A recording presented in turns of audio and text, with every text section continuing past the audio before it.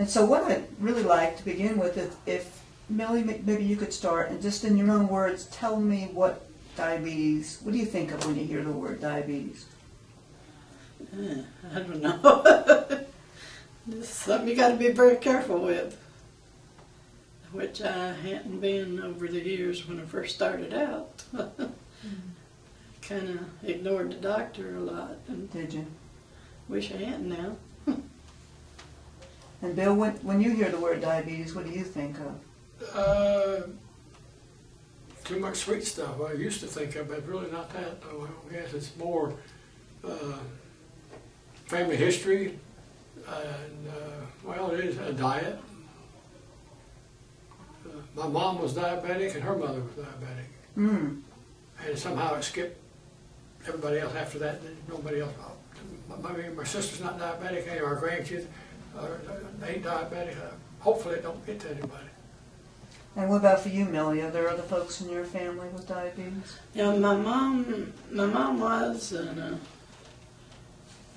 I got 7 brothers and 2 sisters, and one of the sisters had it, but 2 or 3 of the brothers did, but I don't remember exactly which ones it was. But none of your children? No, they both seem healthy so far. Melanie got gestational diabetes, don't she? Melanie, gestational diabetes? Was she pregnant? She had? Well, I guess about everybody gets it when they're pregnant. I think that's what they say. And so tell me about how did you come to get diagnosed? What happened? It's a long time ago.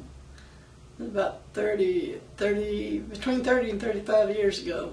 And I just feeling tired and worn out and burning up all the time and things, and went to the doctor, and he says, I want you to go home and I want you to eat all the sweets and things, everything you eat, just till you go to bed tonight.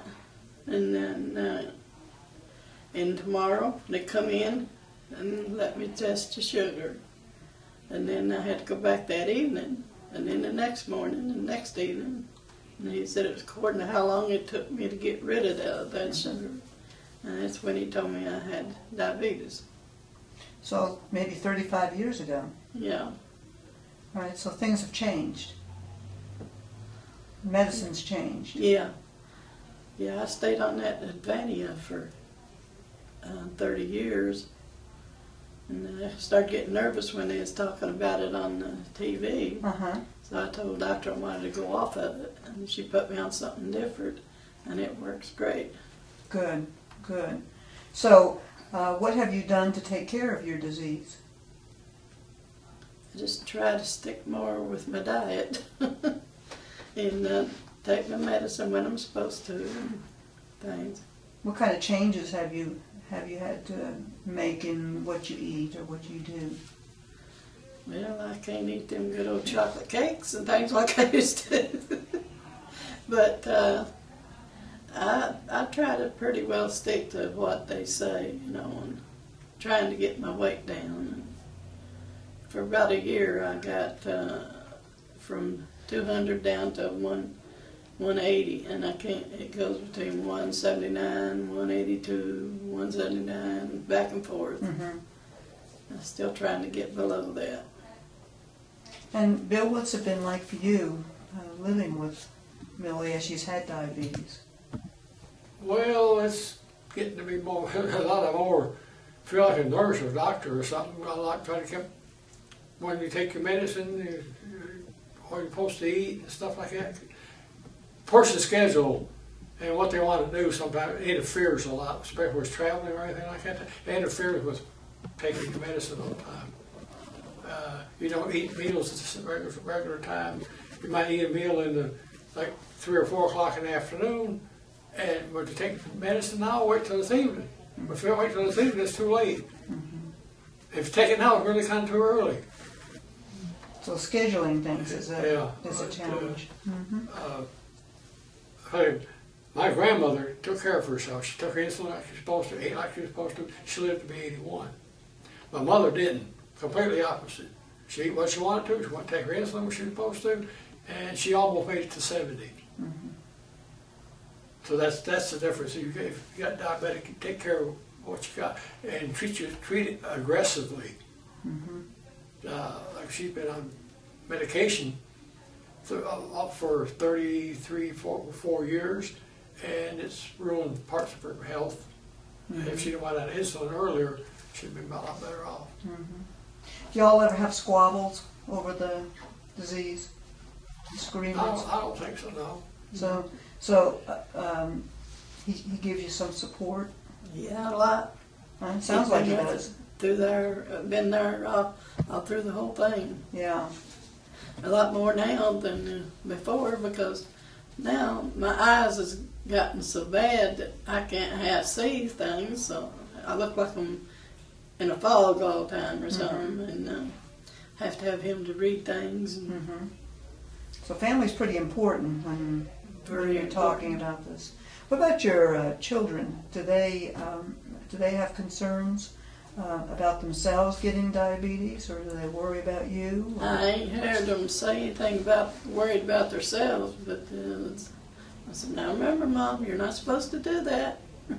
So they're pretty good. So they keep an eye on you too. Yeah. Do they live close by, or? Well, one lives right over here in Lebanon, and the other lives over in Castlewood. So you get to see them fairly often. Yeah. And grandchildren? Yeah, I got 4 boys, and then there's one that passed away when he's about 40 days old. Hmm. So do your grandchildren know you have diabetes? Yeah, I reckon. Do they ever talk about it, or do they ever tell you not to eat that cake? No.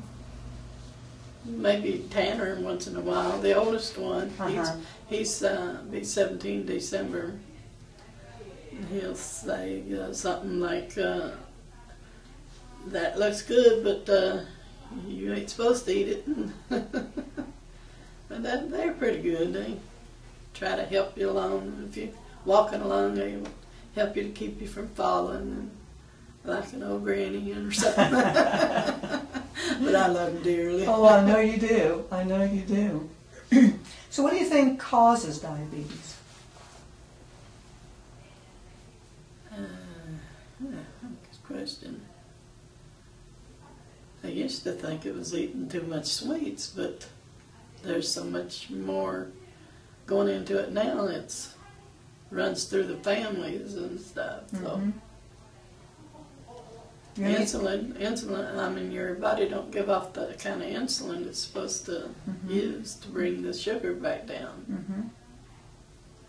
What do you think, Bill? Do you have any ideas about that? Some people, everybody has a health problem of some kind, seems like, for some reason. We all have different kind of, but a person's organs, your pancreas just doesn't function the way it's supposed to. Okay. And when you go in to see your doctor, have you had the same doctor all those years, or have you had a different doctor? No, I started out with a doctor in Michigan, come down here and seen Dr. O'Brien over Castlewood. Yeah. And then Carol Looney now. And I've had different doctors. So how have you learned to take care of your diabetes? I just try to remember to take my medicine on time, and before I go to bed, check my sugar. If it's up, don't eat nothing. Have you had a chance to talk to a dietitian? Back about around 30-some years ago, I was over to a hospital, and I sat down and talked to one. She was talking about this jar of fat and stuff. So that's all this come out of one order of fries. I don't want them things anymore. So have you talked to a dietitian since then? No. Okay, but y'all go to a support group meeting, is that Yes. right? All right, so what do you learn at the support group meeting? There's a lot of interesting things, and just now and then I remember some of it, but Bet you rely on Bill to remember. yeah, I tell him I want you with me, because half of the stuff I don't remember. What I don't remember, maybe you can. Yeah. What kinds of things do you get out of the support meetings, Bill? Well, I know that there's a lot of different medications to take for diabetes, and maybe it's because of the person's makeup or how their body reacts. This doctor prescribes this medicine for this person, this medication for somebody else. Some person, I see her eyes, affects her eyes, her liver is affected, her esophagus is affected. Somebody else, their feet might be bad off, or their heart might be real bad. She's on 2 different kinds of heart medications, and her blood pressure is way down. Amazing for a diabetic. Most of the blood pressure was high all the time. So everybody's a little different. Yeah. And that's probably something that you see when you go to the meetings, that everybody has different concerns. Everybody that has diabetes, I think, don't want to admit they have diabetes because it doesn't bother them until later on in life. I've got diabetes, so what? I'm healthy. I feel good. You know, our son-in-law is diabetic, and he refuses to accept the fact that he is. You know, he says, "Wow, my A1C is 8.5. That's not bad. It's all right. You know, that's not good. Yeah, it's not good. He don't. You know, he was in a bad truck accident quite a few years ago, and was in a coma for 6 weeks, something like that, because he was diabetic. He passed out. Oh, when he was driving. Yeah, when he was driving, we were in another truck. Yeah. Yeah, sometimes we want to ignore the fact that we have a problem. And most people, even at that diabetic support group in the meetings, well, I eat what I'm supposed to, but once in a while I cheat, you know, half a piece of cake or something like that. You're supposed to do that. Yeah. So as, you know, you've lived with Millie for a long time with this disease, do you ever feel guilty yourself if you can eat cake and things? Yeah, there's times I eat something and she said, "What are you eating?" Well, I didn't want to tell you, but It don't bother me for him to go ahead and eat, because I know I can't, and I don't want him to feel punished because I can't eat it. So I don't care if he go ahead and eat whatever he wants. That's good. Well, it sounds like you really support each other, that you really have been have help to one another. 41 years of it. Is that how long you've been married? Yeah. 41 years. Well, congratulations. 42 in November. She's my hearing and I'm her vision. That's a team. Yeah. Do you think your friends and neighbors and people in the support group, do you think that they can help you manage your diabetes better? Well, just sit and listen to them talking and things, it does help.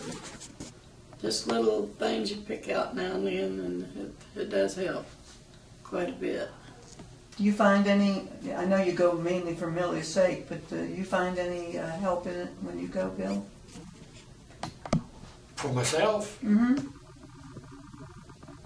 Just listen to what the others have to say, what they do, and so that those things, some things, you know, what they do is good, some things not. It'd be nice if you could tell them that, hey, you ain't supposed to do that, but they wouldn't listen. Nobody listens to their health problem, your health problem or whatever. You know, take care of your health problem like you're supposed to until it gets to be too late. And they said, well, yeah, I should have did better. I should have did this. I should have did that. Here we are. Yeah, you're exactly right. In what way do you think that the community, you know, where you live, can affect your diabetes? Do you think that it has any effect? I'd never thought of it before. So you don't really look to the things in the neighborhood. You have a doctor you go to and a support group, and not too concerned about other things. Just as long as he's there to help me. As long as you have Bill, you're good, huh? Yeah. Yeah, that definitely makes a difference. I was wondering what you might think about schools and churches and different organizations in the community. Type 2 diabetes is a great increase in the number of young people. Do you have any ideas about things we could do to stop the risks and stop the disease? Well, one thing, help get all that junk food out of them schools and have healthier food and stuff for them. What kind of food you have in school when you went? My bologna sandwich I took home from school. I'm from way back in Buchanan County, back in the woods, and we had to pack our own lunch. So But you walked to school too?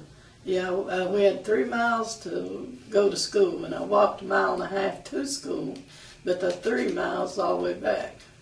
And I stayed skinny and get around good then. Yeah. Then when I quit school, I started gaining weight. Yeah, so that walking every day was a good thing for you. Yeah, Very few kids walk to school anymore. no, Yeah. they should. Yeah. Bill, did you have a similar experience when you were growing up? Or? Have for lunch whatever my mom fixed to take to school.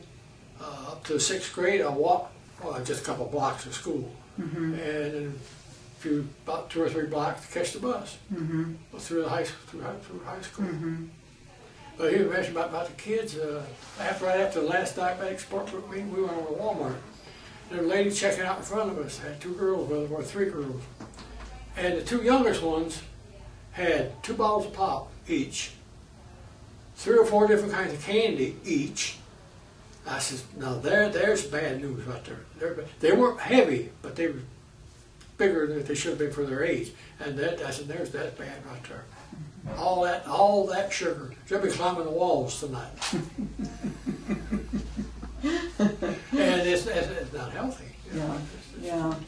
You used to, with your grandchildren, do you see them being active, or are they home playing games, watching TV? Well, some of both. Because Phyllis Ann's kids, they do play on the computer and things like that. But then Tanner's getting now, the oldest one, he is bored with it. He don't want it anymore. But what he loves to do is to get out and run. Mm-hmm. When they'd come over to the house, round and around in the house they'd go and see who could beat the other one. And but the 2 youngest ones, Melanie's kids, they get a lot of exercise too. She homeschools them now. Mm-hmm. And keeps them at home, and they help her do the work on the farm, and they get a lot of exercise that way. So they're not getting chubby. No, this Tyler is Phyllis's second one. He's a little chubby, but he's got a lot of health problems and sinuses Uh-huh. and stuff, and he says, I love them sweets. He takes that after his father, I guess. Do you all belong to any organizations, church or church groups, or anything besides the support group? When we go to Stewart Road, I'm at Stewart Road. That was years ago. And we go to Hohenacre Church of God. Okay. That's about it. And do y'all have those big church dinners? Do y'all do anything like that? Yeah. Yeah. What's that like? Great. They ain't no better cooks than the Southern. And when you go, are there choices? Yeah, for they you? have a lot of choices of different stuff. So are people aware that some people have diet concerns? Do they? Yeah, some people will bring like cakes and pies and things, but it'll be sugar-free. And they bring a lot of vegetable trays and stuff like that, you know. So that kind of helps you out. Yeah, a lot of different choices of stuff to eat. Are there? Do you know if there's other people in your church that have diabetes? Yeah, there's quite a few of them, I think. Do you all ever get together and talk about? I mean, do you have your own like little support group there at the church or not? No. No. Okay. I'm just, I'm trying to figure out how's the best way to reach people in the communities and help people, give them the support and things that they need. I wonder if you have any ideas about the best way to do that. I think it'll be more on TV. I noticed the other day on the news, they're talking about Tennessee has bad, real high diabetes throughout the whole state. And they need to stuff more like that out there, get it more out in the news. That this is bad disease. They should tell people that it don't bother you when you first find out you got it.